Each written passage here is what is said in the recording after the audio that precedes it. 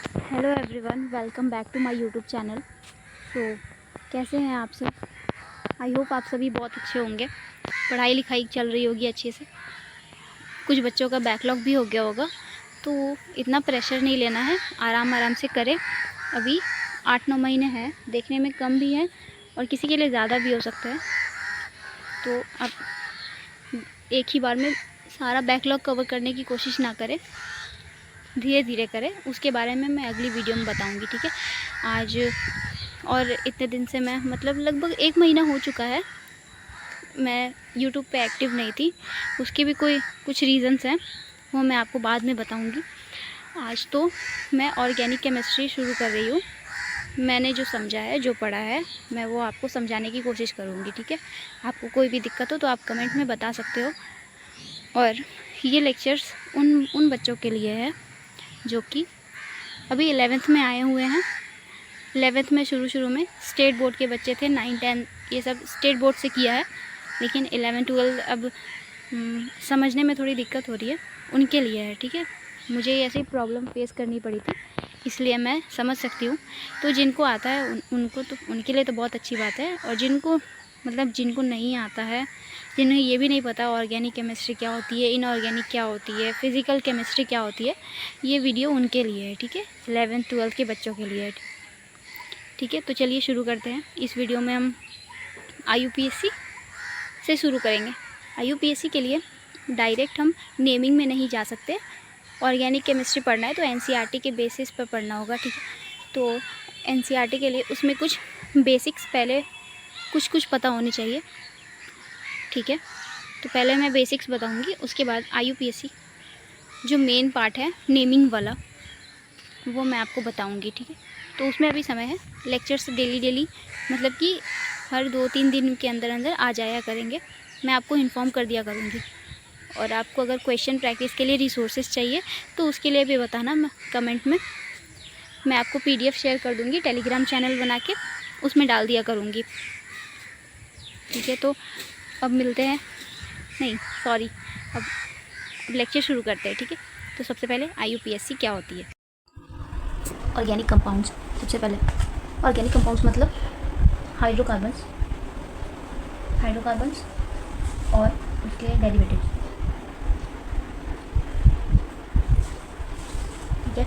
इनको कंसीडर किया जाता है ऑर्गेनिक कंपाउंड्स में हाइड्रोकार्बन्स को और उसके डेरिवेटिव्स को कंसीडर किया जाता है, ठीक है। अब हाइड्रोकार्बन क्या होता है? हाइड्रोकार्बन मतलब ऐसे कंपाउंड्स जो किससे कार्बन और हाइड्रोजन से मिलके बने हो। कंपाउंड जो कार्बन और हाइड्रोजन से मिलके बने हो उसको कहेंगे हाइड्रोकार्बन। ऑर्गेनिक कंपाउंड हो गया हाइड्रोकार्बन्स और उसके डेरिवेटिव्स। हाइड्रोकार्बन क्या हो गया? वो ऐसे कंपाउंड्स जो कार्बन और हाइड्रोजन से मिलके बने हो गए हाइड्रोकार्बन्स। अब हाइड्रोकार्बन्स भी 2 तरह के होते हैं, एक होता है सैचुरेटेड और एक अनसैचुरेटेड। सैचुरेटेड में आता है एल्केन, जिसमें कार्बन के बीच में सिंगल बॉन्ड, एल्केन एक सिग्मा बॉन्ड होता है सिर्फ बस। और अनसैचुरेटेड में आ जाता है कार्बन के बीच में डबल बॉन्ड, कार्बन के बीच में ट्रिपल बॉन्ड, ठीक है। इसको कहेंगे एल्कीन, इसको कहेंगे एल्काइन, ठीक है। ऑर्गेनिक कंपाउंड्स, हाइड्रोकार्बन्स और उसके डेरिवेटिव्स। हाइड्रोकार्बन क्या होता है? कंपाउंड जिसमें कार्बन हाइड्रोजन प्रेजेंट हो, या वो कार्बन और हाइड्रोजन से मिलकर बना हुआ कंपाउंड को हाइड्रोकार्बन कहते हैं। उसमें भी ये भी 2 तरह के होते हैं, सैचुरेटेड, अनसैचुरेटेड। सैचुरेटेड मतलब कार्बन के बीच में सिंगल बॉन्ड, अनसैचुरेटेड मतलब कार्बन के बीच में 2 कार्बन के बीच में डबल बॉन्ड या ट्रिपल बॉन्ड। तो एल्किन इसमें, एल्कीन और एल्काइन इसमें। अब इन तीनों के बारे में सबसे पहले एल्केन को क्या कहते हैं? एल्केन्स मतलब कार्बन के बीच में सिंगल बॉन्ड, 2 कार्बन के बीच में सिंगल बॉन्ड, और इसको कहते हैं पैराफिन्स कहते हैं, ठीक। पैराफिन्स क्यों कहते हैं? क्योंकि इसका केमिकल रिएक्टिविटी बहुत लो है, due to low chemical reactivity.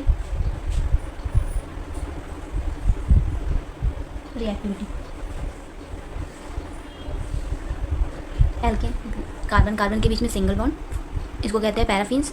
Chemical reactivity लो है, क्यों लो है? क्योंकि ना ही इस कार्बन के बीच में, दोनों कार्बन के बीच में इयन डिफरेंस है और ना ही कोई पाई बॉन्ड है, और ना ही पाई बॉन्ड एब्सेंट है दोनों के बीच में।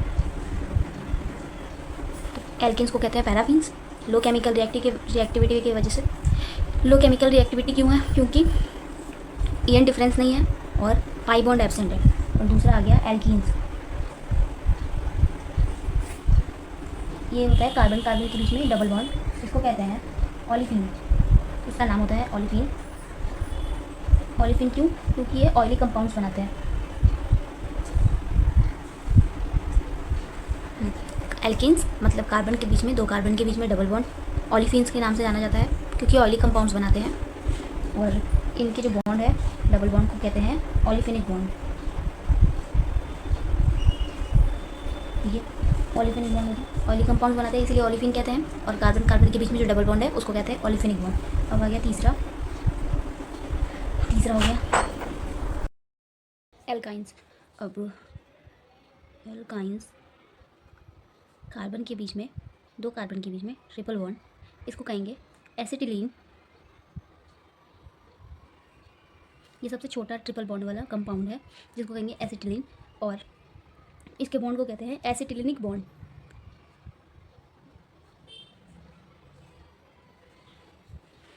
इसके बॉन्ड को कहते हैं एसिटिलिनिक बॉन्ड। एल्केन्स को पैराफिन्स, एल्कीन्स को ओलिफिन्स और एल्काइंस को एसिटिलिन। ठीक है, ये हो गया। अब ऑर्गेनिक कंपाउंड्स हो गया हाइड्रोकार्बन्स और उसका डेरिवेटिव।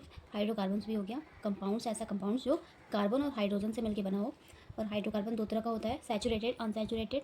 कार्बन कार्बन के बीच में सिंगल बॉन्ड, कार्बन के बीच में डबल बॉन्ड और ट्रिपल बॉन्ड, तो इसमें आ जाता है एल्केन। और ये दोनों इसमें आ जाते हैं अनसैचुरेटेड में एल्काइन और एल्कीन। ठीक, ये हो गया।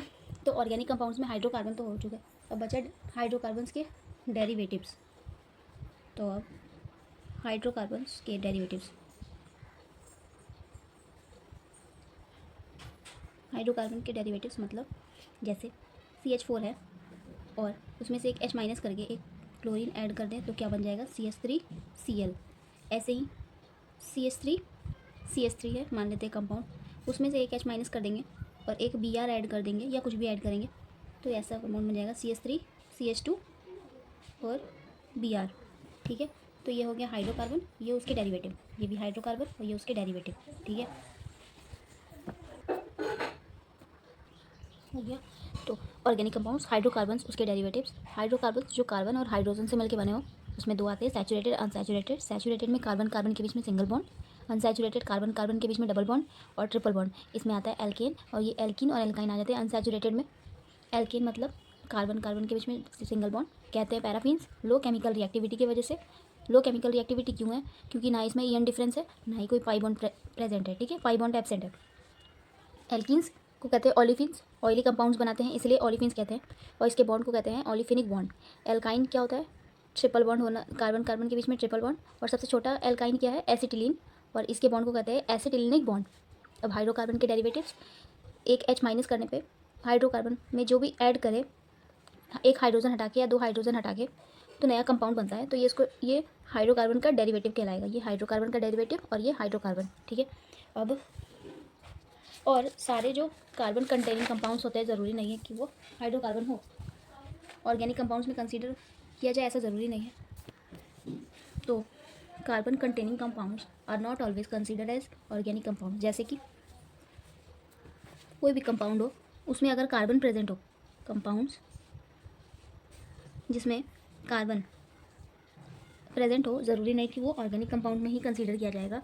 जैसे एग्जांपल है Na2CO3, तो इसमें कार्बन तो है लेकिन हाइड्रोजन नहीं है, तो ये इनऑर्गेनिक कंपाउंड है।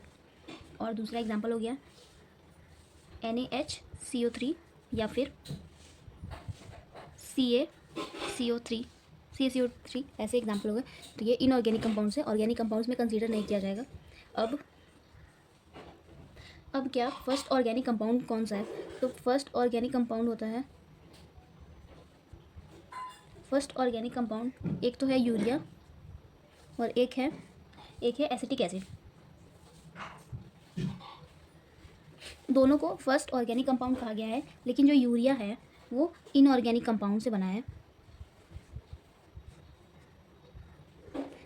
देखो, पहला ऑर्गेनिक कंपाउंड कौन सा है, यूरिया और एसिटिक एसिड। यूरिया बना है इनऑर्गेनिक कंपाउंड से और एसिटिक एसिड बना है लैब में बना है, दोनों लैब में ही बना है, लेकिन ये कार्बन, हाइड्रोजन और ऑक्सीजन के एलिमेंटल फॉर्म को मिलाकर बना है, लैब में सिंथेसाइज हुआ है। दोनों लैब में सिंथेसिस हुआ है, दोनों का लैब में सिंथेसाइज हुआ है, लेकिन ये इनऑर्गेनिक कंपाउंड से बना है अमोनियम साइनेट से, और ये बना है एसिटिक एसिड, कार्बन, हाइड्रोजन और ऑक्सीजन के एलिमेंटल फॉर्म से। मतलब ये ऑर्गेनिक से बना है और ये इनऑर्गेनिक से बना है। ठीक है, ये हो गया। आई होप आप सभी को समझ में आया होगा। अगर कोई दिक्कत हो तो आप कमेंट में बता सकते हो, और रिसोर्सेज चाहिए हो तो उसके लिए भी बताना, मैं आपको बता दूंगी कहाँ पे मिलेगा। ठीक है, और बैकलॉग को एक ही बार में कवर करने की कोशिश ना करें, एक सब्जेक्ट उठाए, पहले सब्जेक्ट वाइज करें। ये नहीं कि सारे सब्जेक्ट को एक साथ करना शुरू कर दिया, या तो फिज़िक्स का पहले ही शुरू कर दे, फिज़िक्स और केमिस्ट्री को पहले शुरू करें। बायो तो आप वन शॉट से भी कर सकते हो। समाप्ति मैम के लेक्चर्स है, और भी बहुत सारे तरुण सर के, विपिन सर के बहुत सारे लेक्चर्स पड़े हुए हैं यूट्यूब पे, उसका भी यूज़ कर सकते हो बैकलॉग के लिए। ठीक है, अब मिलते हैं नेक्स्ट वीडियो पे। अपना ध्यान रखें और पढ़ाई करते रहे। Thank you for watching.